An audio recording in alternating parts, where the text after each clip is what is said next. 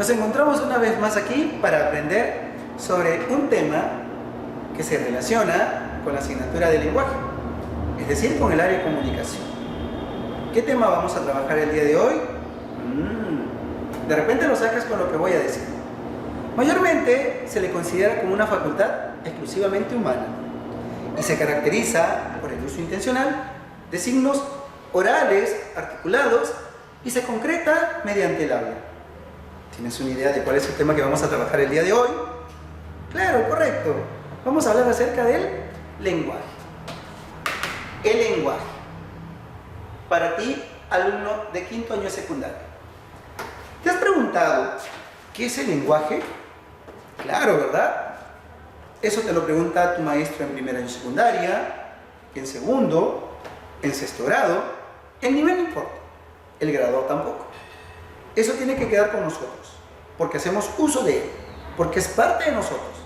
Es como una herencia, ¿verdad? Entonces, vamos a trabajarlo ahora. ¿Qué es el lenguaje?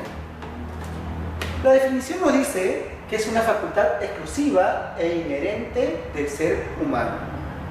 ¿Por qué?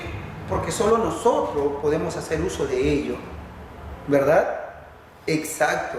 Gracias al lenguaje podemos nosotros hacer muchas cosas, como por ejemplo que nos va a permitir comunicar nuestras ideas, nuestros sentimientos, nuestras emociones, nuestros deseos, mediante un sistema de signos verbales o lingüísticos establecidos convencionalmente. ¿Es verdad?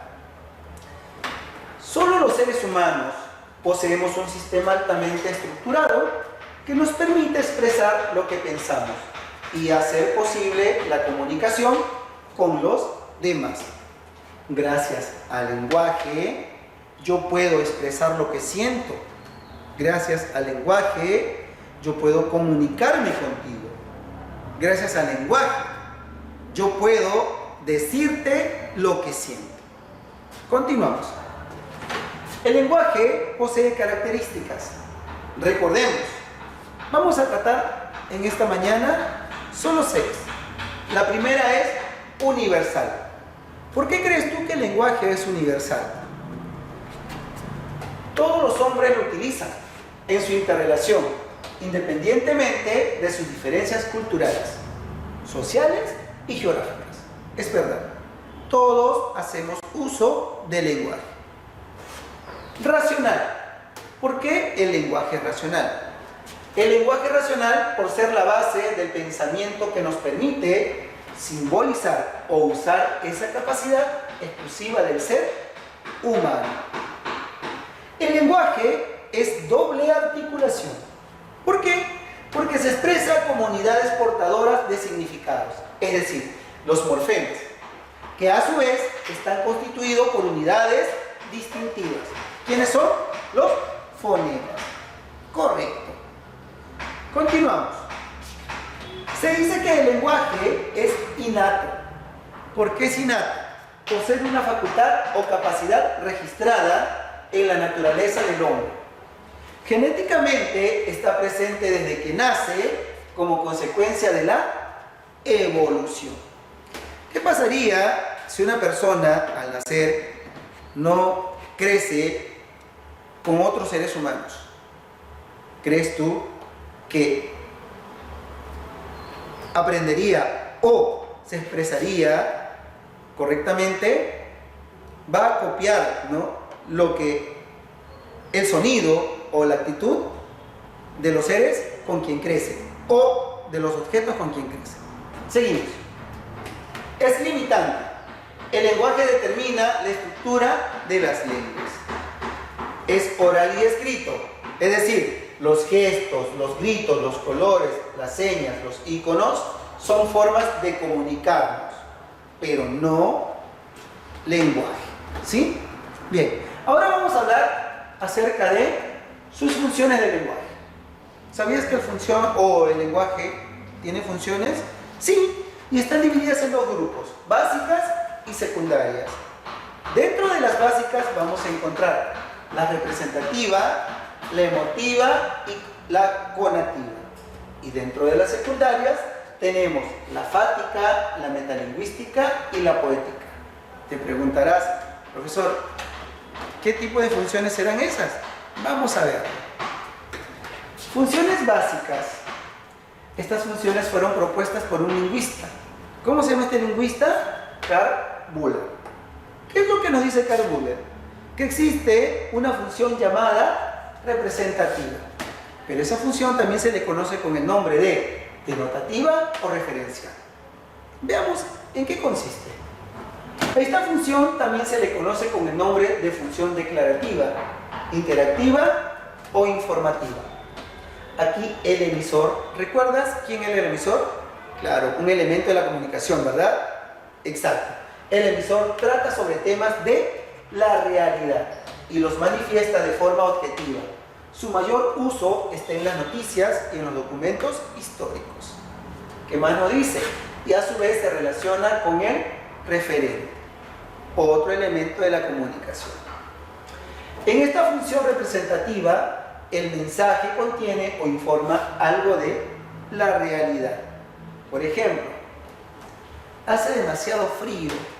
Esta expresión la utilizamos cuando nos encontramos en una de las 4 estaciones. ¿Cuál es? El invierno, ¿verdad? Exacto.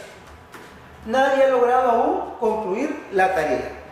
¿Cuándo se hace efecto este enunciado? Cuando de repente nos encontramos en un salón de clase, ya la hora está por terminar y aún nadie termina con la tarea propuesta.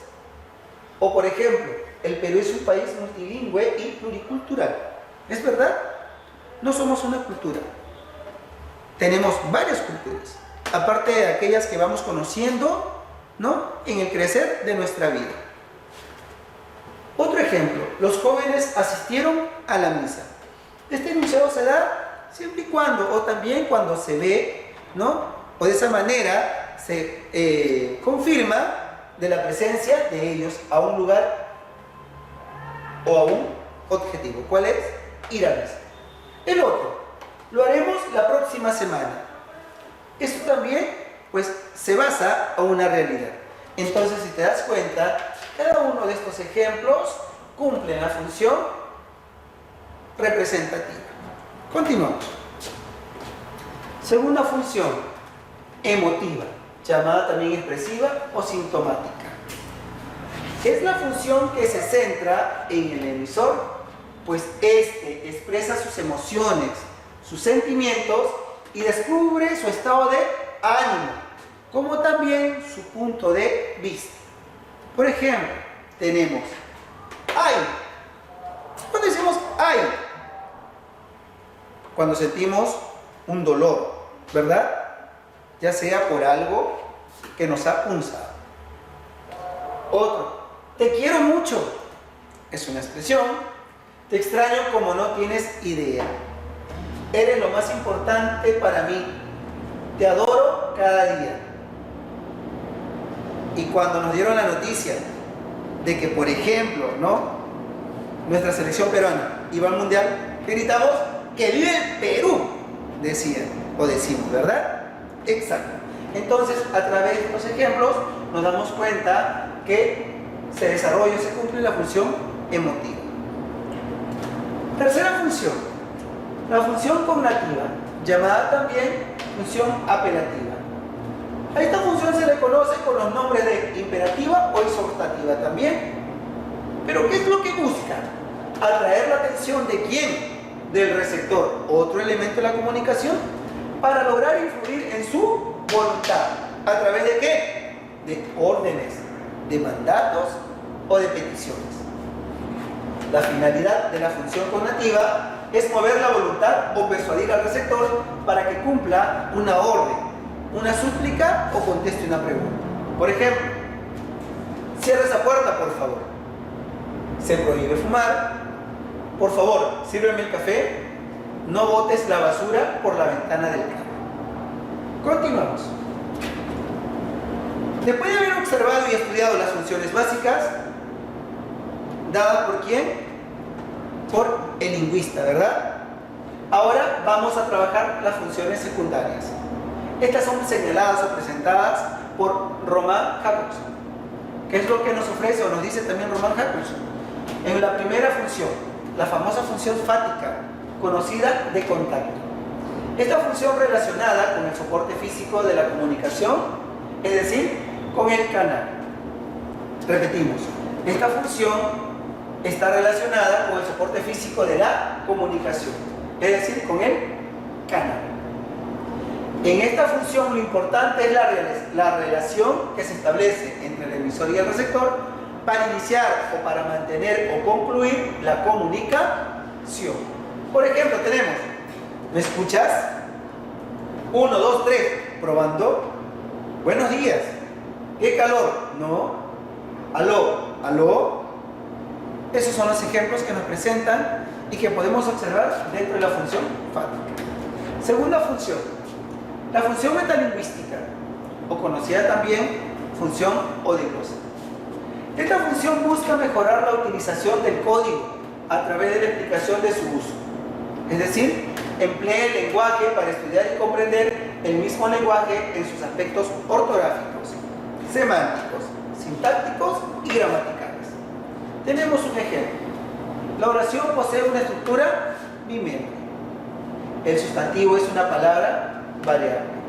El diptongo es la unión de dos vocales en una misma sílaba. La oración se divide en sujeto y predicado. Hasta aquí. ¿Estamos hablando de una mentira? No. Es realmente lo cierto. La palabra murciélago tiene 4 sílabas. El núcleo del predicado es el verbo y el lenguaje es una facultad exclusiva del hombre. Esos son los ejemplos de la función metalingüística. Seguimos. Tercera función. Función poética, llamada también estética. Agrega una serie de recursos expresivos, como la metáfora y la rima, para llamar la atención de lo que se quiere decir. Su relación va con el mensaje. ¿Dónde? En la comunicación. ¿Tiene que ver con qué? Con las poesías o con los refranes. Es decir, mayormente se usa con frecuencia dentro de la literatura. Tenemos un ejemplo. Eres la luz de mis ojos. Otro ejemplo. A caballo regalado no se le miran los dientes. Otro ejemplo más.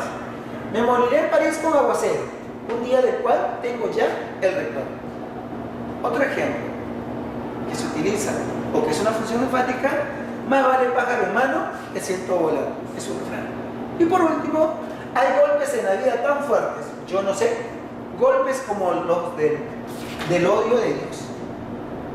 Entonces, si nos damos cuenta, la función poética se relaciona con el mensaje en la comunicación. Muy bien.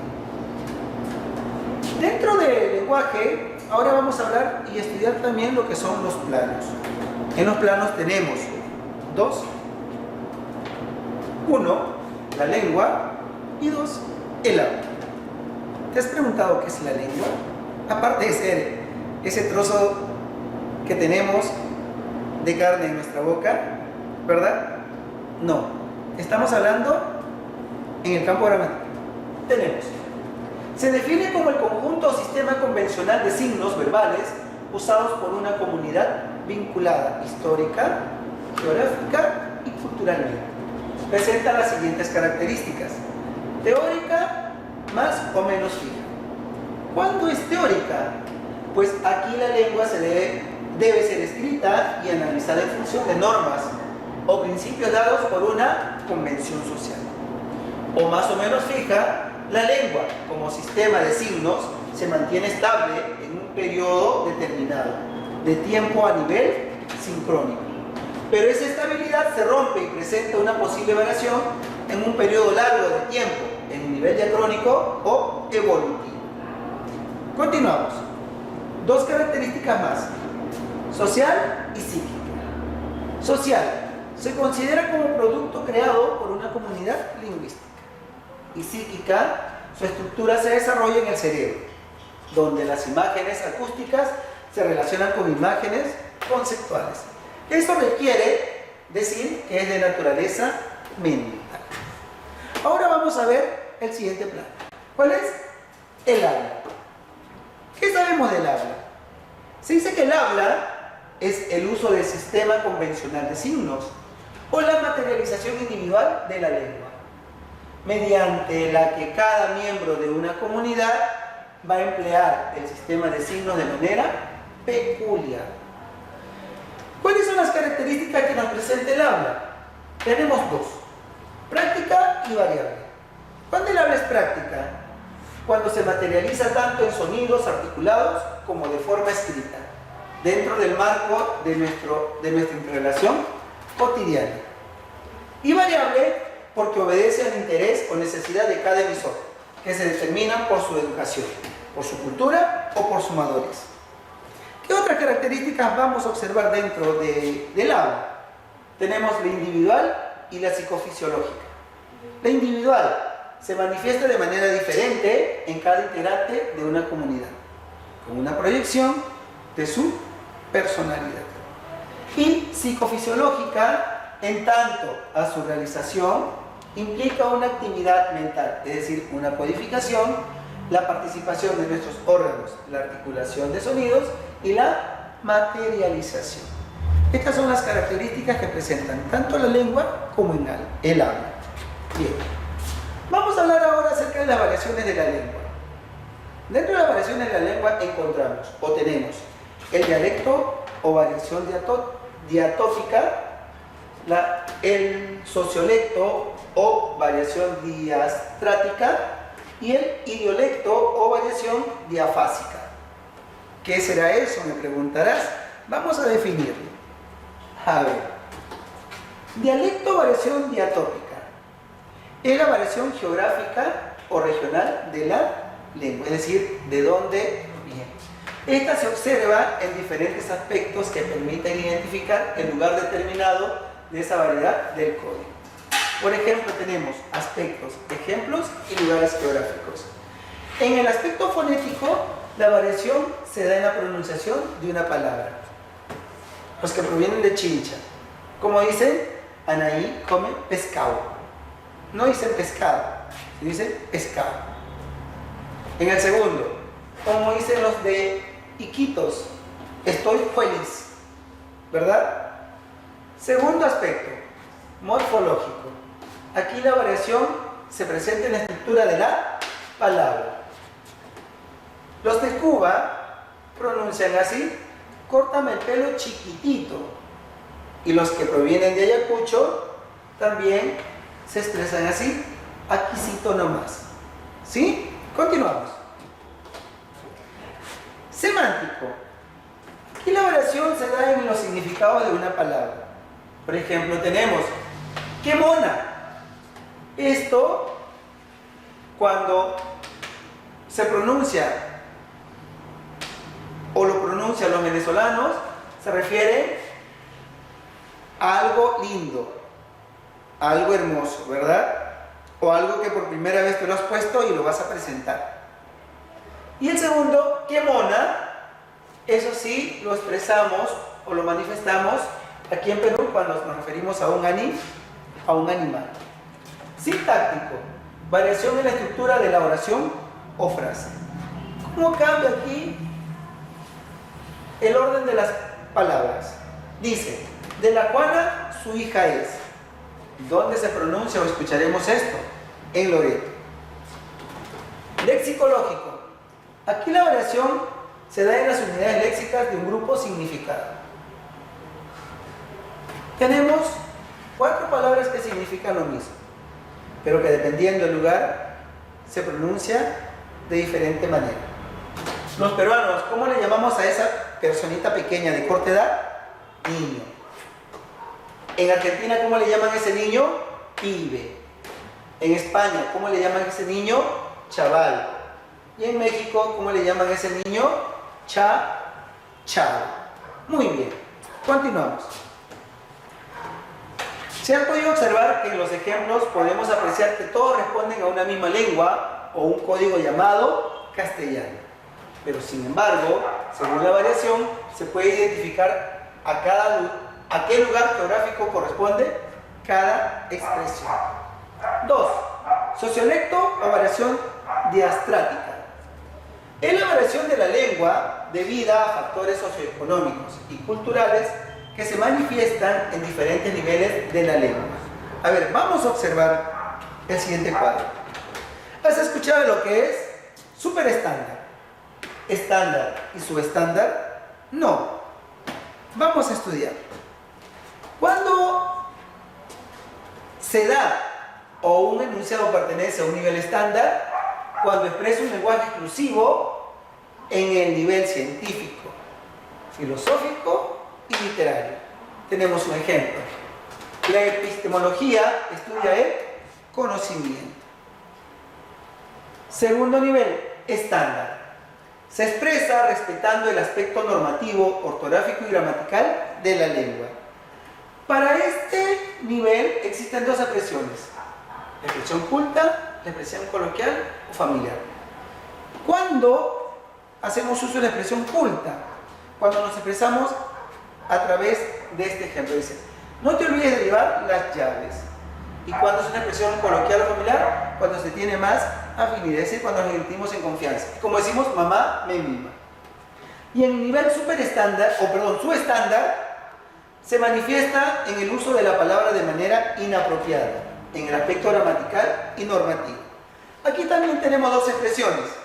La primera, el tío está en su jato, o también hoy acostumbramos a decir, me meto al sobre, o si no, también acostumbramos a decir, mi lompa está viejo, ¿no? Y la expresión vulgar, mosaico, unas chilindrinas súper helenas. ¿Qué quiere decir? Mozo, unas cervezas o unos refrescos súper helados. Ok, continuamos. Tercero, dialecto o variación diafásica. Esta tercera función, conocida también como registro lingüístico, se da por razones de edad, género, ocupación y nivel educativo. Tenemos tres ejemplos. Panadero. A simple vista, panadero, ¿qué viene a ser? Una persona que hace o reparte pan. Pero vamos a ver. La harina se malogró para el pan. ¿Qué es un panadero? Una ocupación. Segundo, médico. El paciente tiene cólera. El médico, ¿qué viene a ser? Una profesión. Niño. Amita, ¿quiere un chocolate? Esto se da a través del género y de la edad. Bien, continuamos. Ahora resolvemos unos ejercicios que se encuentran en la página 15 de tu libro. Dice, resolviendo en clase. Recuerda todo lo que hemos estudiado. ¿Sí? Bien, el primero dice, indica verdadero o falso según corresponda. Para Chomsky, el lenguaje es toda forma de comunicación. ¿Verdadero o falso? Verdadero. Muy bien. Segundo, el lenguaje humano y el animal son idénticos. ¿Verdadero o falso? A ver, ¿qué dices tú? El lenguaje humano y el animal son idénticos.